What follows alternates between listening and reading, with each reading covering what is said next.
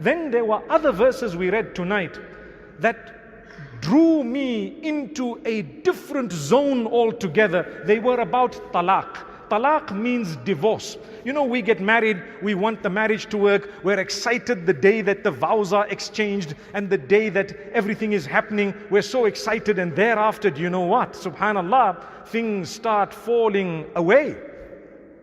In many cases nowadays, it is a sacrifice. Marriage is not a perpetual honeymoon. We've said that before. It is a sacrifice. You need to sacrifice, change your life in order to be able to get along with your spouse. You need to have dedication. You need to make each other feel important. May Allah subhanahu wa ta'ala let that happen. But sometimes we have differences.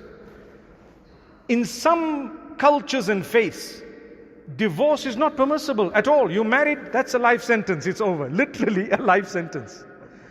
And subhanallah, in some cultures they divorce, they don't even marry. They are together and not together, and the next day someone else, and the following day another, and the fifth day a fifth person. Islam is a balance. Allah tells you no. You marry, you are dedicated, you are focused, you make sure it works, you try and try again. If for some reason something goes wrong and it didn't work, Allah says, we give you 2 chances, not just one. Subhanallah. الطلاق مرتان فإمساك بمعروف أو تسريح بإحسان. Those are some of the most powerful verses when it comes to divorce. Allah says, divorce can only happen twice. Thereafter, you either leave them, you either hold them with goodness or you leave them with goodness.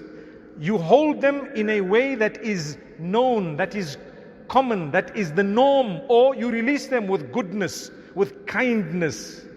Why does Allah say this? Do you know, we have a misunderstanding that when you want to divorce someone, you say talaq, talaq, talaq, and it's done.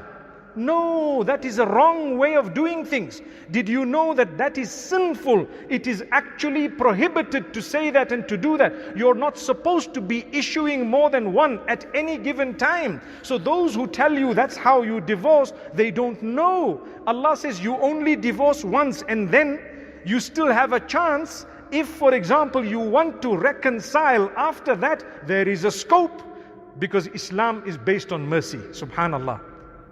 Allah says you might separate after the first divorce, and after a while you might decide, you know what, I'm missing you, man. I'm missing your food. Subhanallah. Especially if it is Turkish food. MashaAllah. Allah bless all of us. Barakallah feekum. My beloved brothers and sisters, and then you decide, well, obviously that's petty, but I'm only giving you an example, because one might say, well, who cooks here, you know? And we get into another debate. And by the way, the men are better chefs than women. That's what the world was told, I think. May Allah subhanahu wa ta'ala grant us the ability to protect ourselves from such debates. Because in all honesty, all we need is just good food. Getting back to what I was saying, so you might miss your spouse, and what will happen as a result is you decide, you know what, I want to get back together. Some cultures say no, not allowed. Islam says no problem. You want to get back again together? فَلَا جُنَاحَ عَلَيْهِمَا أَن يَتَرَاجَعَا. There is no harm in coming back. You only gave one divorce. After that, you got along, you spent some time, maybe there is a chance things might go wrong once again. You gave another divorce. Allah subhanahu wa ta'ala says you have one more chance. One more chance. After that, you take her back. Then you cannot divorce. After that, a third time, thinking that you can take her back. Once the third one goes in, you have to separate. May Allah subhanahu wa ta'ala grant us goodness and ease. So it is something impressive, because people think that the rules of divorce in Islam are barbaric. No, they are actually the best and the most reasonable and the most filled with mercy. So much so that some people say, why is it that I need to marry someone else before I can go back to my old husband? Let me quickly explain to you. If it's the one talaq, you get back, there is no need to marry someone else. If it is the second one, you get back, there is no need to marry someone else. If it is the third one, Allah says, you guys don't appreciate each other, you now have to go into a different situation altogether. Maybe if that doesn't work, without any interference from you, you might then appreciate your previous spouse. Doesn't that make sense?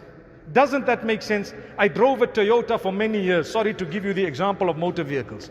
Thereafter, I gave it up for another car. But guess what? I had to come back to it after some time because I realized only after driving a different vehicle that, you know what, that Toyota would take me from here to Kenya. The only thing I would need was petrol. May Allah subhanahu wa ta'ala protect us. By no means do I mean to promote the vehicle itself, but it is a good car, right? My brothers and sisters, thus is the beauty of Allah. Their verses are filled with goodness.